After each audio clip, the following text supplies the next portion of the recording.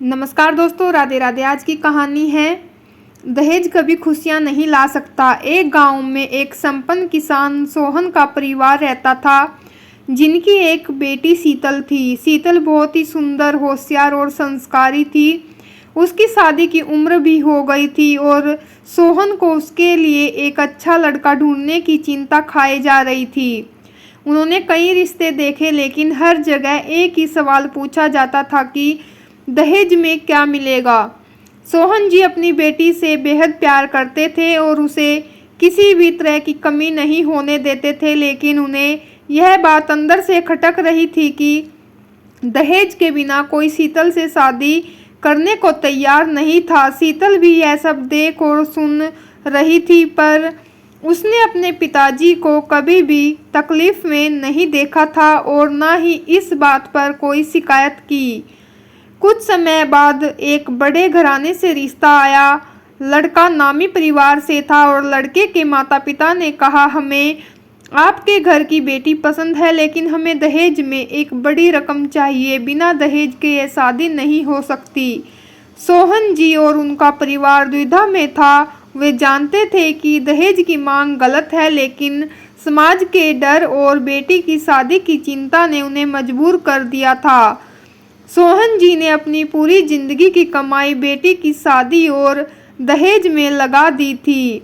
शादी बड़े ही धूमधाम से हुई और शीतल की विदाई भी हो गई।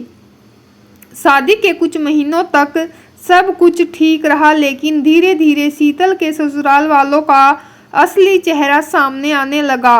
वे उसे बार बार दहेज की कम रकम का ताना मारते थे और अधिक पैसों की मांग करने लगे थे। शीतल का पति भी इस बात पर चुप रहता था और अपने माता पिता का समर्थन करता था। शीतल के ससुराल में उसकी कोई कदर नहीं होती थी। उसे उस घर में सिर्फ एक बोझ समझा जाता था। शीतल के पिताजी अपनी बेटी की पीड़ा को समझ गए थे, लेकिन वे कुछ करने की स्थिति में नहीं थे। एक दिन शीतल ने अपने पिताजी को फोन किया और रोते हुए कहा, पिताजी, आपने मुझे इस दहेज के लिए क्यों भेजा? क्या यह पैसा कभी मुझे खुशियां दे सकता है?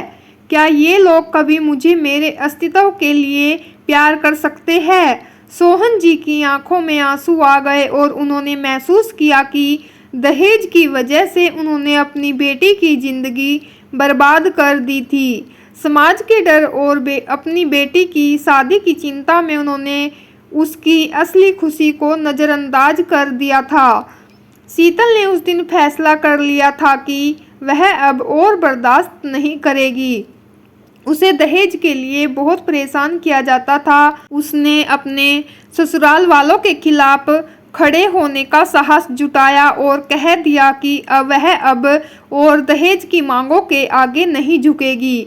उसके इस फैसले ने उसके ससुराल वालों को चौंका दिया था, लेकिन उसने अपने आत्मसम्मान को वापस पा लिया था। शीतल अपने मायके लौट आई और उसके माता पिता ने उसे प्यार से अपनाया। सोहन जी ने समाज और उसकी खोखली परंपराओं के खिलाफ आवाज़ उठाने का फैसला किया। उन्होंने महसूस किया कि दहेज कभी खुशियां नहीं दे सकता, बल्कि यह परिवारों और रिश्तों को तोड़ता है। शीतल ने नए सिरे से अपनी जिंदगी शुरू की, अपनी पढ़ाई और कैरियर पर ध्यान दिया और एक दिन उसने खुद को एक मजबूत और स्वतंत्र महिला के रूप में स्थापित किया। अब वह अपनी जिंदगी अपनी शर्तों पर जी रही थी, बिना किसी दहेज या सामाजिक बंधनों के।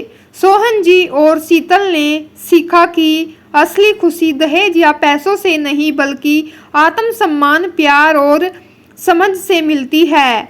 दहेज कभी खुशियां नहीं ला सकता, बल्कि यह एक जहर है जो रिश्तों को अंदर से खोखला कर देता है। दहेज ना कभी ले और ना कभी दे, ये बहुत बड़ा अपराध और पाप है। तो फ्रेंड्स, आज की कहानी आप लोगों को कैसी लगी कमेंट करके ज़रूर बताएं। कहानी अच्छी लगी हो तो वीडियो को लाइक करें, शेयर करें। चैनल पर न्यू हो तो सब्सक्राइब जरूर कीजिएगा फ्रेंड्स। मैं मिलती हूँ आप लोगों से नेक्स्ट वीडियो में। तब तक के लिए राधे राधे, जय माता दी।